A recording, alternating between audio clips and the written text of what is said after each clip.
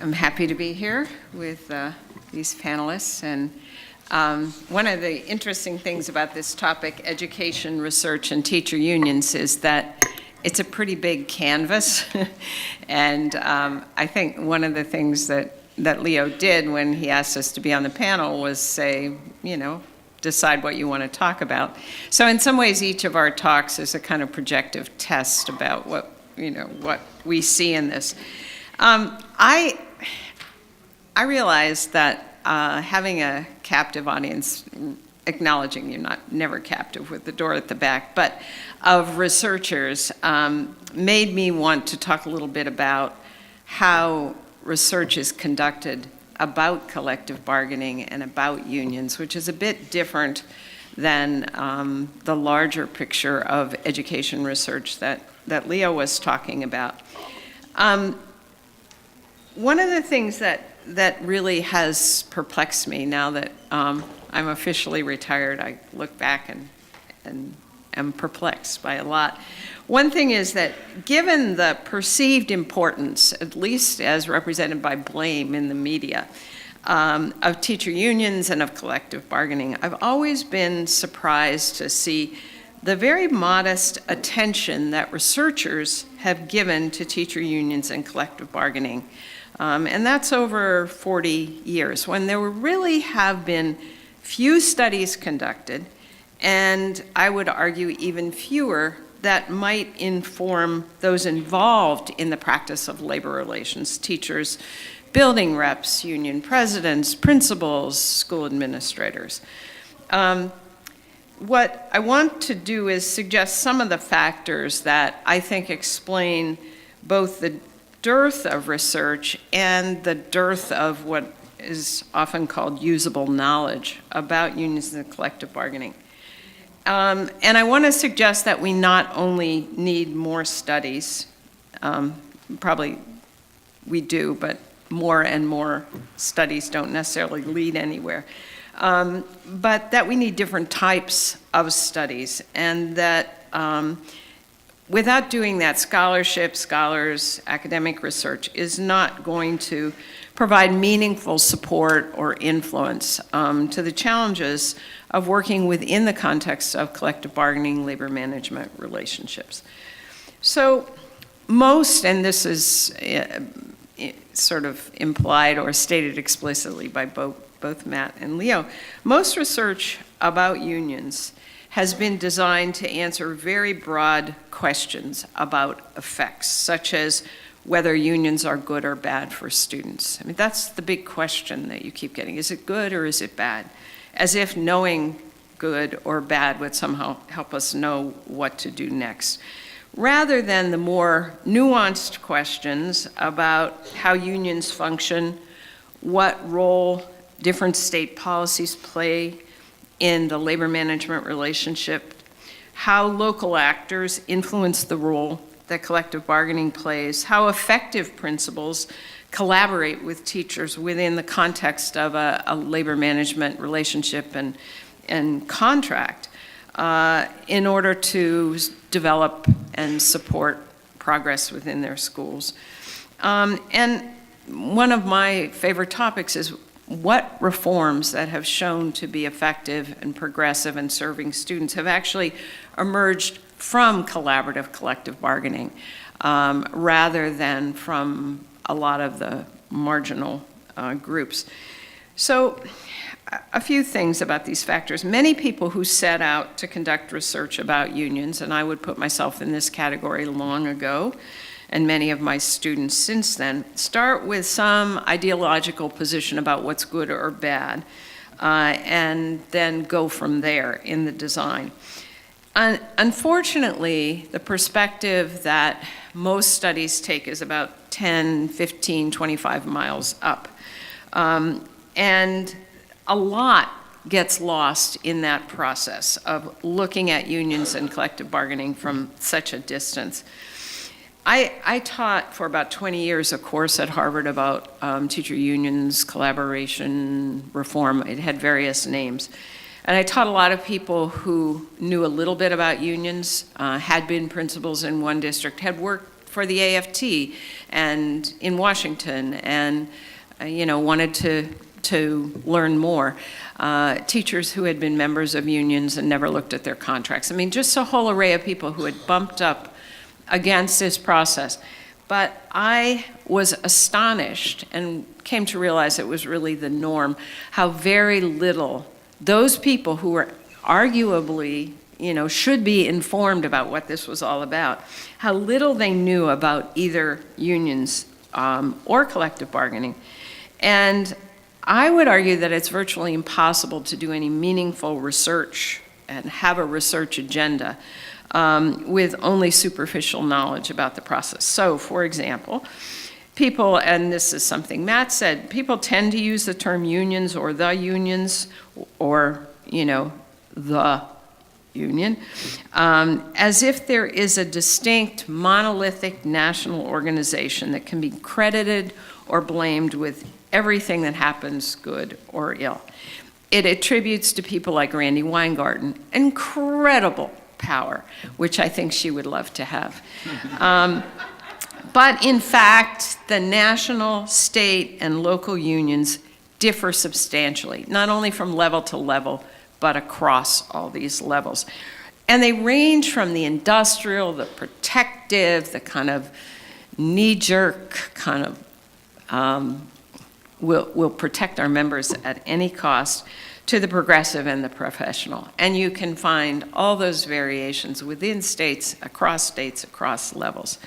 I think it's now 34 states that permit or mandate bargaining. I mean, it changes what you count, what permission is, what mandating is, and clearly one got lost with Wisconsin. But each of those, the fact that a state permits or mandates bargaining is just like the beginning piece of information about what that state policy means at the local level. Every state that permits or mandates bargaining has, either through law or through case law, what's called a scope of bargaining, defining what can be bargained. And some states have a very narrow scope of bargaining. It's about wages and employment, very narrow, and others very broad, including a list of things like curriculum and, the matters that teachers are really concerned about day to day. And so understanding a big fight in California about, 10, 12 years ago about the scope of bargaining and what effect that was going to have on local districts, on the policies of school boards. So a whole set of issues which in Massachusetts, I could say, we just basically bargain about whatever you'd like to bargain about. And that's a really important piece too, because scope of bargaining, though it's often laid out with a list of not this, not this, not this, but this and this, is often exceeded by local unions. Chuck Kirshner's research on this 30 years ago made that clear, that you have a scope of bargaining, but actually when the parties sit down together, they write that contract. And often they exceed in states the bargaining that the state sets forth. Local districts within the same state, in fact, local districts that can be contiguous, just one after another, often have dramatically different labor relationships, which grow out of the history and the tradition and the personalities in those districts, and have very different contract provisions. It's these local contracts that frame, though not always defined, the impact of collective bargaining in schools. And I would argue that we can't overlook that variation and claim to understand anything about the effects of unions if we're not able to differentiate those effects. Moreover, and this was actually what I ended up learning from my dissertation, where I was looking for something broader than I found, within a single school district, and I studied 5 or 6, I can't remember now, there's often considerable variation in how a contract is implemented. Same documents, same rules from one school to another, tremendous variation. Within one school, the principal, the building rep, teachers may have a very contentious rule-bound relationship. You know, people are checking their contract, checking the provisions. That's actually much less common than many people believe. In another school within the same district, there may be a considerable amount of give and take. The contract serves more as a general guide rather than a closely enforced rule book. Principals, it turns out, play a major role in how that works out. Consequently, to my mind, it's extremely important that principals understand what their role in that process is. And I can tell you that most preparation programs give short shrift to that set of responsibilities. Local unions also have a legal duty of fair representation to ensure that the teachers they represent, and not simply their members, but all the teachers in the bargaining unit that they represent, are protected against contractual violations, and especially those related to due process. The local unions can be sued by members, and often are sued by members, who allege that the union has failed to meet this responsibility. However, when the president of a union also turns out to have been a lawyer, those folks realize that this doesn't require the union to defend every teacher, however, you know, ineffective or outrageous an individual might be. Only their procedural rights. The problem is, of course, that the procedural rights that require that a teacher who's dismissed also be observed and evaluated, you know, are seen to be burdensome by administrators sometimes. So then the cry goes up that this is about the union always defending every member, but actually there's legal responsibility there and not that obligation. So there are more. But what I learned in teaching many courses is that people know little bits, if anything, about this. And so I always promise them the learning curve is great. You're going to leave here knowing, being a greater expert about how collective bargaining and unions work in education than at least 98% of the people in education. And I came to believe that wasn't an exaggeration. There are important challenges to conducting research about unions. And I think there are also important features of research design that complicate and snag efforts to study the effects in a broad kind of way of collective bargaining. Consequently, one of the limitations is it means that a lot of the research is not very informative, as I've suggested to the teachers, administrators, school boards, union officials, and even the policymakers who have a say in this.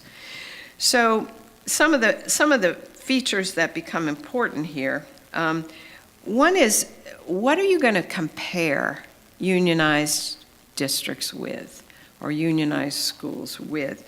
For example, should we compare student achievement in a state that prohibits collective bargaining, such as Texas, with one that mandates it, such as my own in Massachusetts? Levels of unionization, as you might guess, are correlated with other factors that affect the quality of education and the performance of students, such as state funding, state ed policies, the economy, general industrial and economic context of education. I'm often tempted, when I'm really annoyed, to suggest that high levels of unionization in Massachusetts, which there are, explain students' high level of performance on international comparisons, but I acknowledge that would be foolish. Though part of me, a little bit of me believes that. There are two alternatives to thinking about this comparison group. One is random assignment, and quickly you would understand that even the economists who take this very seriously wouldn't try to figure that one out. The other, which is much more common and part of the process, is natural experiments.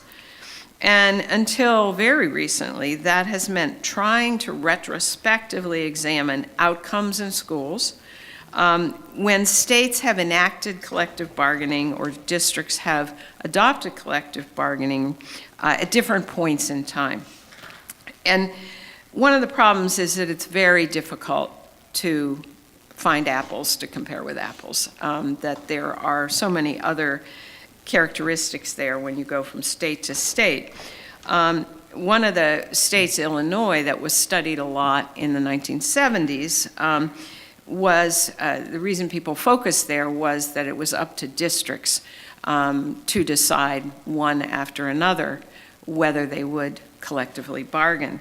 And so the researchers tried to study the policies that came out of that to try to figure out what's the effect of having bargaining rights.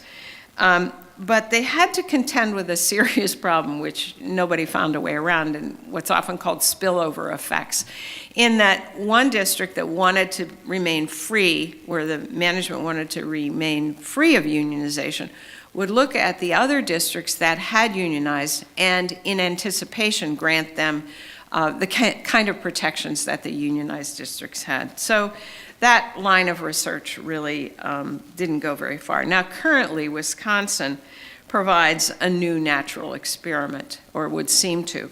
And I don't know who's studying Wisconsin, but I bet somebody is, in that they've moved from mandated to prohibited bargaining under the Walker administration. I would love to know if Governor Walker ever looked at any education research done by think tanks or others before pushing that position. I kind of doubt it. But anyway, it is the case, and districts that have bargained and bargained collaboratively for many years actually are now prohibited from having a contract.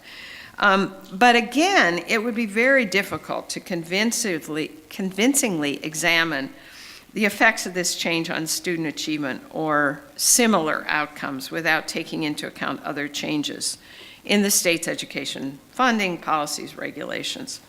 The biggest challenge, though, in retrospective comparisons comes with finding reliable outcome data. There just are very, very few to none longitudinal data sets that include the kind of pre and post unionization data that you would want if you wanted to do this work. Carolyn Hawksby, who has been mentioned in 1997, published a very widely heralded, and I was told yesterday, a study that continues to be cited as the answer, the truth, about the effects of collective bargaining. So she is a very careful economist. And as I read that article, I was really impressed with the detail. She sought data about unionization, student achievement, demographics for a large representative sample of schools at multiple points in time that span the era of unionization. Those are her words, 1960 to the present, which would have been 1997, probably 6. That data, set of data aren't not available.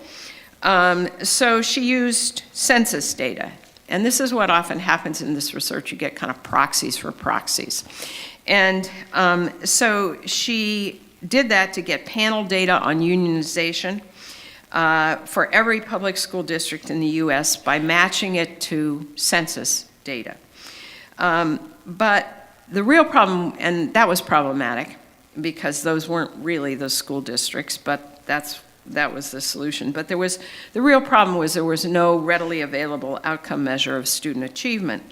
So she focused on student dropouts and relied on census data, not school district data, to determine the percentage of 16 to 19-year-olds within the geographic limits of the school district who lacked high school degrees or were not enrolled in school. But there was no certainty, of course, that those 16 to 19-year-olds had been enrolled in these school districts. And at the time, urban school districts were more likely to be unionized than rural or suburban. And therefore, those urban centers were more likely to attract 16 to 19-year-olds who hadn't been educated in that center city. So her findings were interesting. Unionization increases per pupil spending, largely because teacher salaries do go up with unionization. Small salary increase effects were associated with unionization, but the main effect was to worsen the dropout rate. That was the headline of this study, Therefore, she argued, their overall effect on student achievement is negative. And I think that kind of gives you a sense of how even the most careful researcher who doesn't have access to the kind of data that would allow for these conclusions goes. So one thing about this research is that it's limited to policymakers. I mean, it's designed for policymakers. Really, that is the audience who might decide whether to permit, mandate, limit, prohibit bargaining within the state. I'm arguing that the audience for studies about unions and collective bargaining and labor relations should be much broader than that. I came to study the effects of unionization because of my interest in teachers, in schools, and collective bargaining policies. I was actually inspired by a labor lawyer who taught a course in educational labor relations at Harvard and who taught me all these kind of basic things that I had no idea about. I first studied the implementation of performance-based practices in a sample of Massachusetts school district and discovered that even though the language was in the contract, they actually weren't doing it. And out of 6 districts, there was 1 teacher in 1 district that was laid off on the basis of performance. I subsequently studied school-based implementation of contracts and discovered this incredible variation from school to school. Since then, the role of unions and collective bargaining has run through my research, but it's not really been the focus of my research.